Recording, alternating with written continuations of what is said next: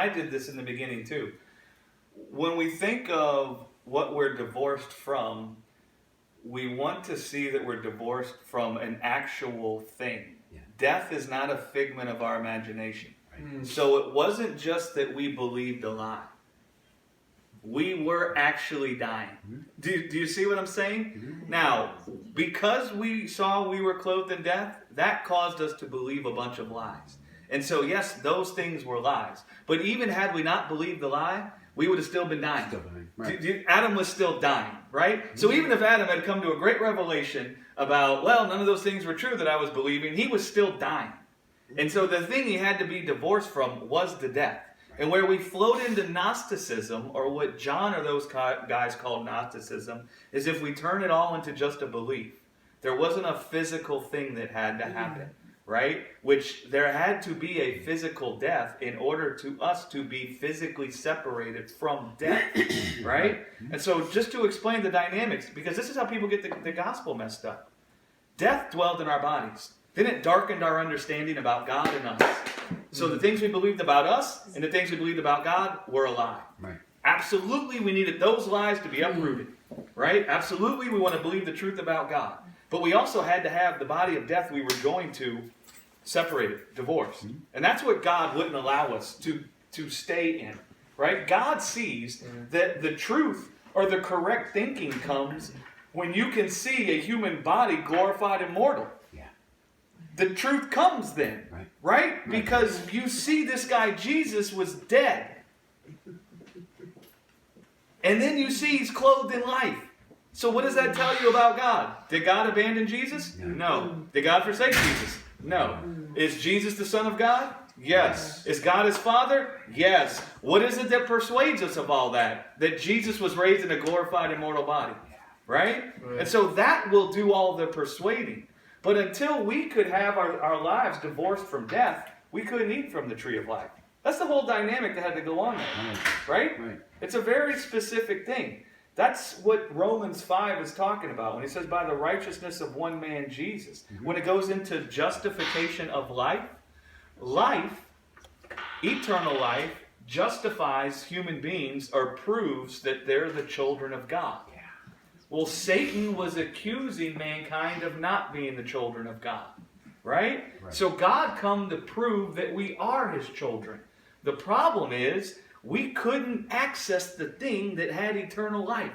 And so in order for God to prove we were his children and not the children of Satan, he had to first divorce us from death, so then we could access the tree of life. And then in possessing eternal life, that testifies that we are the sons and daughters of God. Right? Yeah. And so the righteousness of one man is unto justification of life. Meaning humans have access to the tree of life now. That's good. It can only mean one thing. If human beings have access to the very life of God, it can only mean that they're his children. Right? Yes. Right.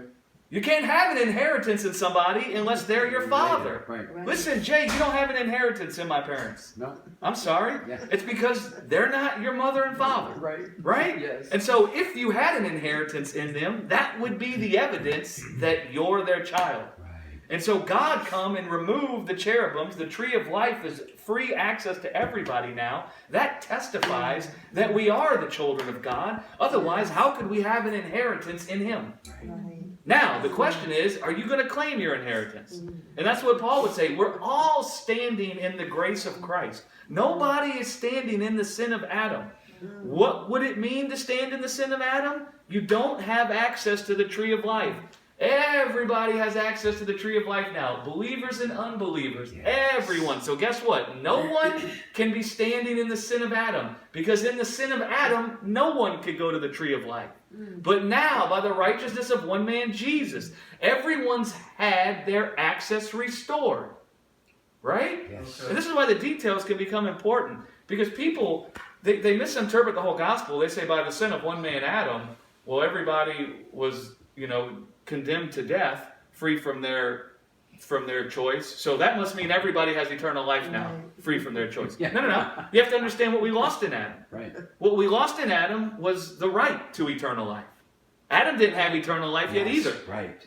Okay? So we didn't lose eternal life in Adam. We lost the right to eternal life. So how does Jesus undo Adam? Not by coming and giving everyone eternal life, whether they believe or not. He comes and restores everybody's right to eternal life. Right? And this is where universalists and all these people, they get all their doctrines all confused. And they're nice people. And they mean well. They love God. They just don't, their gift is not doctrine. And that's okay. My gift ain't their gift. I can't do what they do.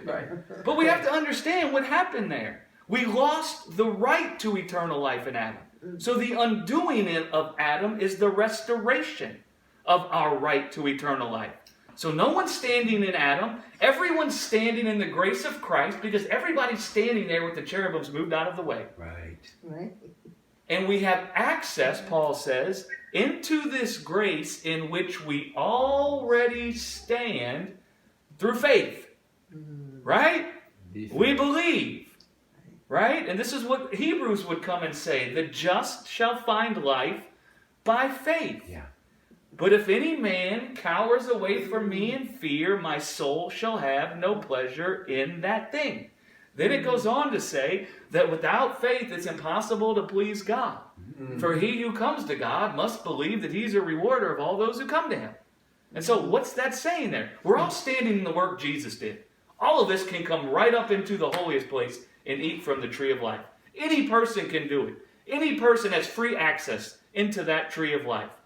But no person will go into that place to eat from the tree of life, save the faith known as Jesus Christ dwelling in their heart. Right? Because faith dwelling in your heart is what tells you that when you go in there to stand face to face with God, he's going to reward you. Yes. He's a rewarder of all those who come to him. Without the faith dwelling in your heart, you ain't expecting a reward. You're thinking like Adam, and you're expecting a spanking. And that's why it says, the just shall find life. Those whose hearts have been justified by the faith, and they say, I am a son, this is my house, my father's prepared a place for me to dwell with him for all eternity, and you just go storming up into the room. But those who cower away in fear, my soul shall have no pleasure in that thing. Right? So the Hebrews, both those people are standing in the grace of Christ. Both those people could walk into the holiest place and eat from the tree of life. But the author of Hebrews comes and says, only those who have faith dwelling in their heart will actually come. And the ones who don't will cower away. Just like the first Adam and the last Adam. Right? Wow. Does that make sense? Yeah.